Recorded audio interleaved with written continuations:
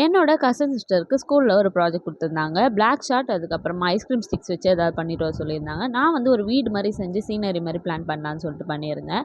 வீடு செய்கிறதுக்கு நமக்கு என்ன கலர் வேணுமோ முதல்ல வந்து பாட்டம் செஞ்சிடலாம். ரெட் கலர் அடித்து இந்த மாதிரி ஒரு 9 ஸ்டிக்ஸை வந்து நான் செட் பண்ணிவிட்டேன். நான் பண்ணுற மாதிரியே பண்ணால் ரொம்ப ஈஸியாக பண்ணிடலாம். அதுக்கப்புறம் கூரை செட் பண்ணுறதுக்கு எல்லோ கலர் ஸ்டிக் வச்சு செட் பண்ணியாச்சு.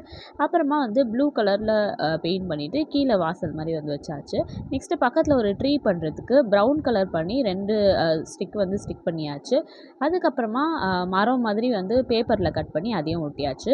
கீழே வந்து புல் எஃபெக்ட் மாதிரி பண்ணலாம் அப்படின்னு சொல்லிட்டு கையில் முதல்ல வரைஞ்சிட்டேன் புல் மாதிரி. அதில் வந்து அந்த புல்லுலேயே கொஞ்சம் ஃப்ளவர்ஸ் எஃபெக்ட் மாதிரி பண்ணால் நல்லாயிருக்கும்னு சொல்லிட்டு எல்லோ கலர் பெயிண்ட் வச்சு டாட் டாட்டாக வச்சாச்சு.